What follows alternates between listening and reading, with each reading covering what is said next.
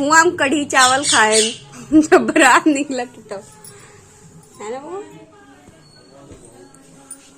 आप गए हो, आप गए हो?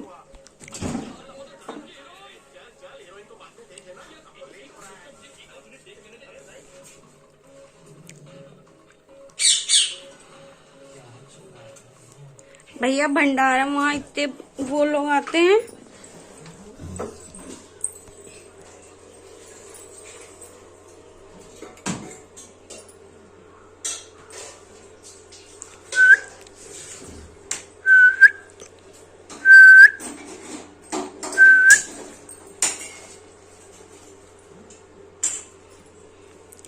भंडारा में बहुत।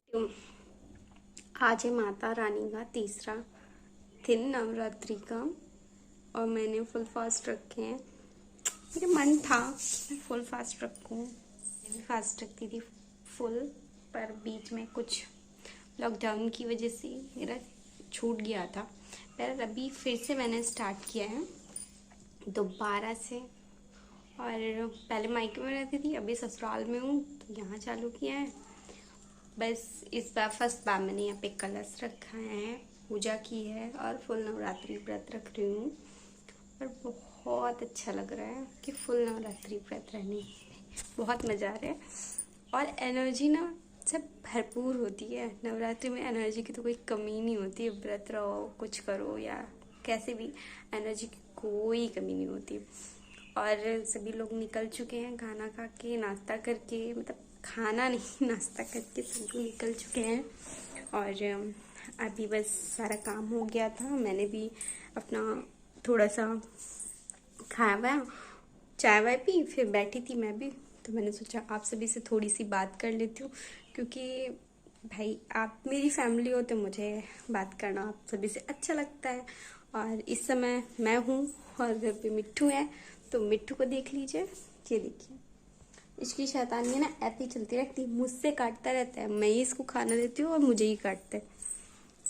बाकी सारा काम हो गया है और चाय थोड़ी सी रखी थी, चाय पी, बस अभी बैठी थी तो सोच रही हूँ चलो कुछ काम कर देते हैं। लेकिन आज मेरे ये नहीं समझ में आ रहा कि मैं क्या काम करूँ। ये सबसे बड़ी प्रॉब्लम होती है, काम क्या करूँ।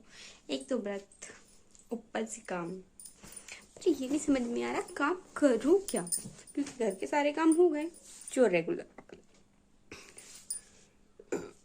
रेगुलर और रोज के काम होते हैं बहरहाल वो सारे हो गए हैं। अब उसके बाद मैं और कौन सा काम करूं, और अकेले बैठ के बोर हो रही हूँ, कोई नहीं है घर पे। ये बड़ी टेंशन वाली बात होती, कोई होता ही नहीं है घर पे। अकेले रहना बिल्कुल भी नहीं पसंद, सारे लोग होते हैं तब तो अच्छा लगता है।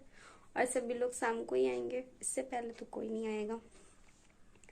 सो मैं क्या करूं, मेरे कुछ भी समझ में नहीं आ रहा है। देखते हैं क्या करते हैं, कुछ तो करते हैं भाई। और आप सभी कैसे हैं कमेंट में जरूर बताइएगा। और आप सभी को नवरात्रि की हार्दिक शुभकामनाएं, हैप्पी नवरात्रि और जय माता दी। और कमेंट में आप लोग जय माता दी लिख के थोड़ा और मुझे खुश कर दीजिए। खूब सारे नारे लगाइए जय माता दी के। कमेंट को ना, कमेंट सेक्शन को भर दीजिए बिल्कुल कमेंट करके।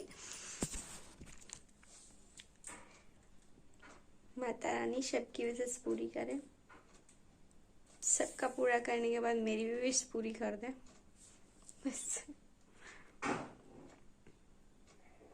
और आप सभी कैसे कमेंट में जरूर बताइएगा। बाकी देखती हूँ अभी क्या काम है, मिलती हूँ हम सभी से थोड़ी देर में।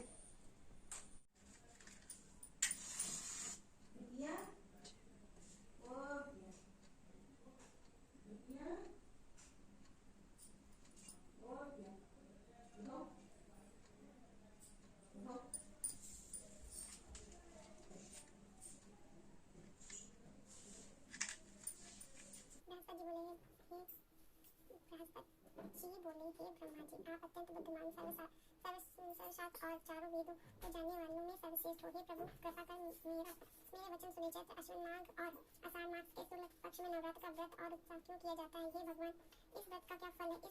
किस प्रकार करने से उचित फल और पहले इस व्रत को किसने किया है, सो विस्तार से कहें।